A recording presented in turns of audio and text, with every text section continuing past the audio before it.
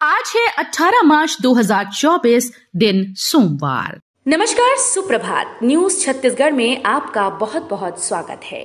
इससे पहले आप छत्तीसगढ़ के कौन से जिले से न्यूज को देख रहे हैं, कमेंट में हमें जरूर बताइए। साथ ही डेली अपडेट रहने के लिए चैनल को सब्सक्राइब जरूर करें। छत्तीसगढ़ में 19, 26 अप्रैल और 7 मई को वोटिंग। 11 सीटों पर 3 चरणों में मतदान। लोकसभा चुनाव की तारीखों का ऐलान हो गया है। छत्तीसगढ़ की 11 सीटों के लिए 3 चरणों में मतदान होगा। वहीं 60 चरणों में देश की 543 सीटों पर वोटिंग होगी। इसमें 19 अप्रैल को पहले चरण की वोटिंग होगी। 4 जून को लोकसभा चुनाव के नतीजे आएंगे। छत्तीसगढ़ आएंगे पीएम नरेंद्र मोदी। जल्द ही प्रदेश में भाजपा के स्टार प्रचारकों का आना शुरू हो जाएगा। तय हुआ है कि प्रदेश में प्रधानमंत्री नरेंद्र मोदी, केंद्रीय गृह मंत्री अमित शाह और रक्षा मंत्री राजनाथ सिंह अलग अलग हिस्सों में जाकर प्रचार करेंगे। सबसे अधिक सभाएं सीएम विष्णुदेव साय की होंगी। सरकार के 3 महीने के कामकाज का प्रचार करने भाजपा हर लोकसभा क्षेत्र में अपने रथ भेजेगी। बिछ रही गैस पाइपलाइन। छत्तीसगढ़ में कंप्रेस्ड नेचुरल गैस पंपों का नेटवर्क तेजी से बढ़ रहा है। रायपुर, बिलासपुर, राजनांदगांव, कुम्हारी व उतई में सीएनजी पंप अडानी गैस ने शुरू कर दिए। कोरबा, दुर्ग, भिलाई जैसे अन्य प्रमुख शहरों में भी इसकी बिक्री जल्द ही शुरू हो जाएगी। दूसरी तरफ परिवहन विभाग में सीएनजी वाहनों के पंजीयन की प्रक्रिया शुरू नहीं हो पाई। इसके कारण डीलर और ग्राहक दोनों परेशान हो रहे हैं। बता दें कि प्रधानमंत्री नरेंद्र मोदी ने गेल की गैस पाइपलाइन का झारसुगुड़ू में भूमि पूजन किया था। बस्तर में भी बनेगा नालंदा शिक्षा केंद्र। छत्तीसगढ़ में बस्तर के संभागीय मुख्यालय जगदलपुर में नालंदा शिक्षा केंद्र बनेगा। राजधानी की तर्ज पर यहां सर्व सुविधायुक्त नालंदा परिसर का निर्माण किया जाएगा। करीब 9 करोड़ 98 लाख रुपए की लागत से बनने वाली इस लाइब्रेरी में बस्तर के युवा 24 घंटे पढ़ाई कर सकते हैं। भाजपा के प्रदेश अध्यक्ष और जगदलपुर एमएलए किरण देव ने निर्माण कार्य का भूमि पूजन किया। लोकसभा चुनाव के लिए निगरानी दलों को ट्रेनिंग।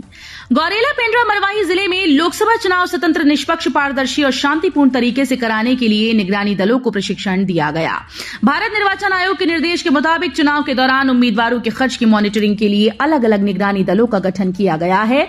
इन निगरानी दलों को कलेक्ट्रेट के अरपा सभा कक्ष में जिला स्तरीय मास्टर ट्रेनर ने प्रमुख कानूनी प्रावधानों की विस्तार से जानकारी दी।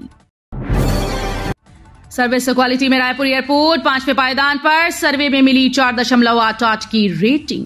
स्वामी विवेकानंद विमानतल ने सर्विस क्वालिटी के क्षेत्र में 5वां स्थान प्राप्त किया है। Airport council of India airport service quality द्वारा किए गए सर्वे में रायपुर विमानतल को 4.88 की रेटिंग मिली, जबकि इंदौर 4.19 रेटिंग के साथ पहले स्थान पर है।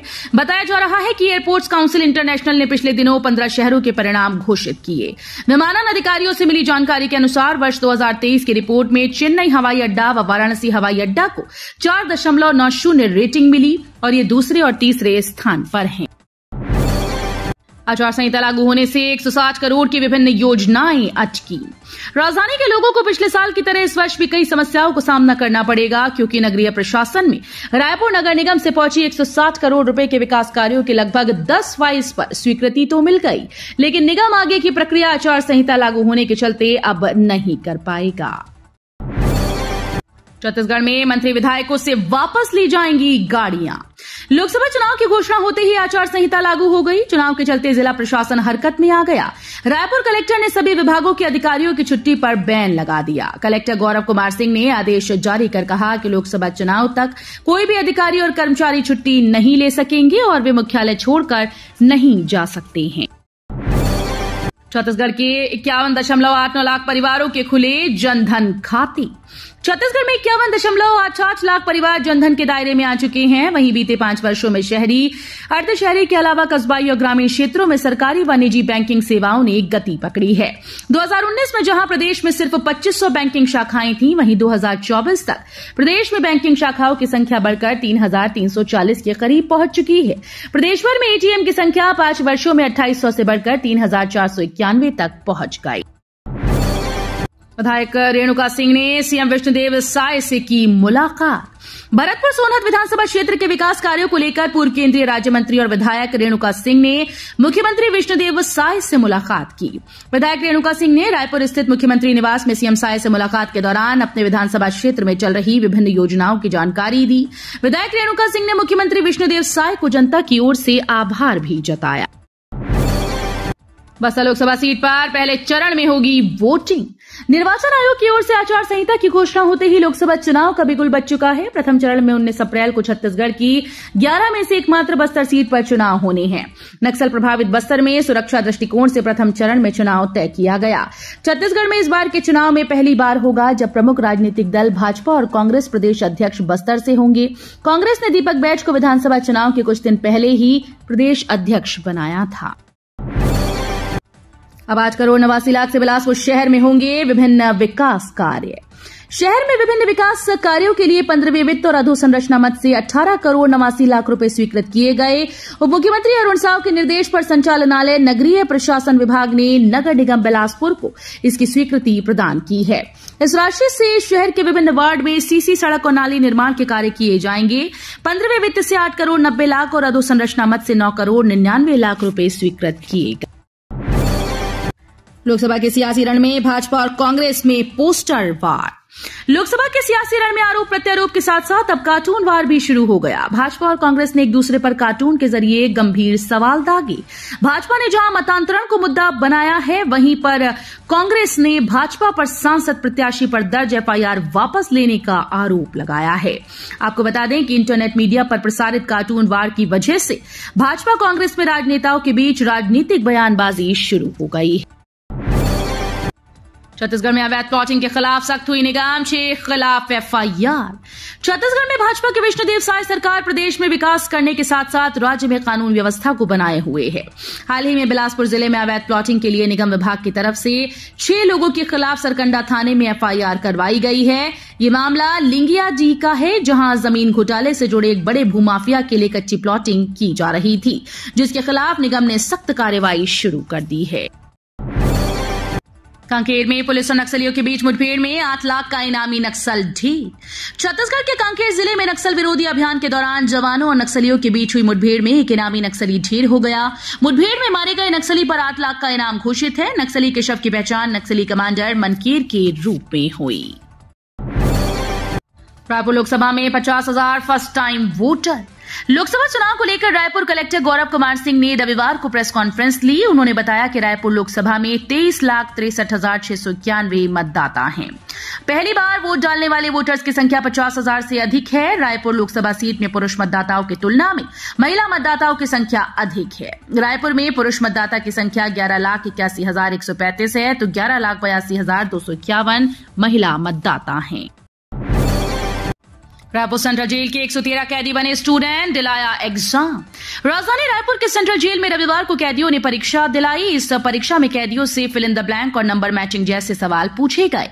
शिक्षा महाअभियान के तहत परीक्षा का आयोजन राज्य साक्षरता मिशन और जिला साक्षरता मिशन ने किया। इसमें जेल के 113 बंदी परीक्षार्थी के रूप में शामिल हुए।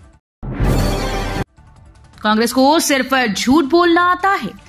लोकसभा चुनाव की तारीख जैसे जैसे नजदीक आती जा रही है, वैसे वैसे राजनीतिक बयानबाजी तेज हो गई है। भाजपा के प्रदेश अध्यक्ष और जगदलपुर विधानसभा से एमएलए किरण देव ने कांग्रेस पर निशाना साधते हुए कहा कि कांग्रेस को सिर्फ झूठ बोलना आता है, इसके सिवाय कांग्रेस के पास और कोई योग्यता नहीं। भाजपा के पास देश को चलाने की नीति और नियत दोनों है। दरअसल बस्तर में कार्यकर्ता सम्मेलन आयोजित किया गया था। बेमेतरा कलेक्टर ने अधिकारियों कर्मचारियों की ली बैठक।